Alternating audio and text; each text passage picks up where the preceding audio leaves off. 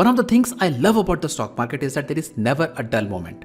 And today, we're going to talk about a story that is nothing short of a Hollywood movie. So our story starts back on 6th of May 2010. It was a very normal, cool and calm kind of a day. Business as usual in the US stock market. But all of a sudden, at 2:32 p.m., the market started to fall. At first, people thought it was just a regular slide, but then things started to get worse and worse. And then the whole market began to capitulate. And every stock was falling at such a high speed that people had never seen that before in their life. In the stock market lingo, it is called flash crash. And within 15 minutes, Dow Jones Industrial Average fell over 10%. And this flash crash wiped $1 trillion off of the market value. Now, of course, there was a lot of confusion. People did not know what was going on, so they turned on the TV to figure it out. But even the TV anchors had no idea what was going on. They were confused, they were in disbelief, they were horrified. But not everybody was shocked. Thousands of miles away, in the suburbs of London, a guy named Navinder Sarao was actually smiling. And he was smiling because he was the architect of this flash crash and he couldn't believe he was actually able to pull it off. He single-handedly created 15 minutes of chaos that shook the world's biggest markets. So who exactly is this guy? Navinder was a self-taught stock market trader who used to work from a bedroom of his parents' home in West London. And although highly intelligent, Navinder had Asperger's syndrome, which stopped him from leading a normal life. But maybe because of that, he was also able to sit for hours and hours at a time just focusing on one task until he had mastered it. His stock market journey started after graduation when he saw an ad in the newspaper that said, "Wanted futures traders must work well under pressure." Now this is the kind of a role, this is the kind of a job that fascinated him. And of course he went there, he interviewed and he got selected. And within a couple of years, Navinder became a legend at that company. And his behavior was very erratic, very confusing to a lot of people because he did not want to mingle with anybody. He wanted to work in complete isolation. And on top of that, he used to wear headphones that would completely block the surrounding sounds. But because of that, he was actually able to focus on the trades. And to the other traders around him, he was almost a godlike figure because they had no idea how he was able to manage these massive trades and generate these massive returns. But within a few years, Navinder made his next move. He left his company in 2008, and by that stage, he was in his late 20s, and he had already accumulated about $2 million. Now, if you guys remember, this is 2008, right? That is the midst of the global financial crisis, so there was a lot of panic everywhere. And of course, all the big institutions were dumping their stocks, the stock market was going down. But Navinder saw this as an opportunity to make a career-defining trade. So when everybody was selling, he made a contrarian bet and he put all his money on one trade on the belief that the government is going to intervene and the prices are going to rise back up. And his timing happened to be absolutely perfect because he placed his trade on Friday and the next Monday, the US government announced this big package and because of that, the prices went up 19%, right? So Navinder was able to ride this wave and within that 1 week, Navinder was able to convert his $2 million to $15 million. But the interesting thing about Navinder on a personal front was that in spite of making so much of money, he did not spend any of it, right? He was just leading a regular life. He did not want his family to know, his friends to know how much money he was making. He did not want to show off basically.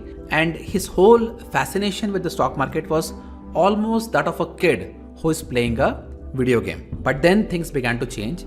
And what he realized was that his profits were now being taken away by this high frequency trading done by big institutions. So clearly he was frustrated. But what he actually realized was that if you have to win this game, you have to play with the same weapons. And this was a turning point in his career. So he worked a lot on his algos and he improvised and he improved. And then there came a time where he could easily make $500,000 in one day. And in the week before the flash crash, on one day he made $400,000. And the next day he made $800,000. And just to give you guys an idea about the house that he lived was basically worth $300,000. So basically he was making 3 times the amount of the value of that house in a single day. Then came May 6, 2010. 10. That morning, Navinder started to kick off his algos to pump all the sell orders in a very volatile market. And by afternoon, he gets to the point where he had placed $200 million worth of orders, and of course he is making a lot of money. And at 1:40 p.m. the US time, and we don't know exactly what happened, maybe his mother called him for dinner because it was 7 o'clock in London, Navinder decided to switch off his computer, and he had already made that day $950,000. Now of course the flash crash was very devastating. It wiped out trillions of dollars of the value of the American companies within 5 minutes, and it was the biggest sudden fall on record before markets bounced back. Now a thing like that of course is going to bring a lot of attention, right? So over the next couple of months there was a deep dive into exactly what was going on. There were a lot of investigations. The US regulators, they spent a lot of time figuring out what was going on. They in fact came up with a detailed report on what they thought had happened. And in that hundreds of pages of report, there was not a single mention of Navinder. So Navinder was of course very happy because nothing was found. He was not identified in this crisis. So he just continued to do what he was doing. So at that time, the US regulators had no idea what Navinder had done. But there was a day trader who used to work in a small firm in Chicago who was backtesting his own software and just happened to notice that on the day of flash crash, there were some orders that did not make sense. They were in huge blocks and they were entering and they were leaving the market, right? So that was something very, very weird because you don't see these kind of blocks coming in and out, right? And he alerted the authorities at the CFTC, which is Commodities Futures Trading Commission of United States. And that is where Navinder came into picture. And what they found in Navinder's activity was very, very strange because he was placing all these huge orders, massive orders, but none of his orders were actually getting executed. So they were there, and by the time the market would come to that price, these orders were immediately modified or cancelled. But never ever these orders were getting hit. So clearly US prosecutors, they figured out that Navinder was of course engaged in some illegal trading practices, and that practice which he was following is called spoofing or layering. So the idea behind spoofing is that traders will flood the market with a lot of orders, these massive $1 million orders, but they never actually have the intention of filling that order, right? As soon as the price comes close to the price of these orders are immediately cancelled, right? But what that does, it artificially drives the price of that security up and down. And that is basically market manipulation. So anyway, in a very simple terms, Navinder was spoofing the market. He was creating an impression that there are these big sellers who are there who are going to sell the market, and then in that panic, and the other algos were blindly following and creating the real momentum which he triggered using these fake orders. So anyway, after the whole inquiry was done in February 2015, a judge signed an arrest warrant for Navinder, and one of those mornings, half a dozen police officers, they showed up at the door, they arrested him, and the interesting fact was that while he was getting arrested, instead of worrying about it, he actually asked them that can I go back up and record one of the games that I was watching so that I can watch it when I come back. Well, he clearly underestimated the amount of trouble he was into because there were 22 criminal counts against him, which theoretically had a cumulative total of 380 years in prison. And that is when the reality hit him. That is when he realized how big of a trouble he was in. And the bail that was set for him was pretty high. It was about $5 million. But then there was another twist in this story, and this is something which is bizarre, and it's very, very hard to accept that something like this can happen. So at this stage, of course, when he needs this money to come out of jail, of course he has to pay this bail amount. What his lawyers realized that Navinder had already lost all his money. Now this is something that people would not have expected, right? This smart guy who made so much of money, spoofed the market, caused this kind of a big damage single-handedly. How could this smart of a guy can lose all his money, and where exactly? Well, as it turns out that Navinder was definitely a brilliant trader, but he was still a kid, right? He was still a kid. He had no practical experience whatsoever.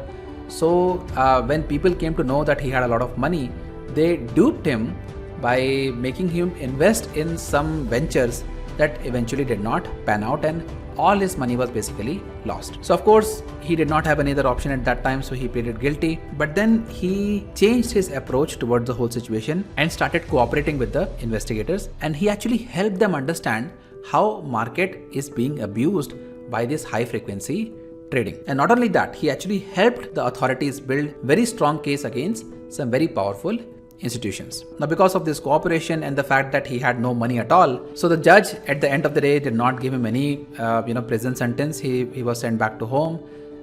Informally, he was called to be in a house arrest, but basically he was living at his own home, so there was no real prison sentence for him. But the surprising thing, and this is I think again very debated, is how is it possible for somebody who's that smart to lose money so quickly just when he needed it? And some people still believe that he still has the money. Maybe it's not disclosed.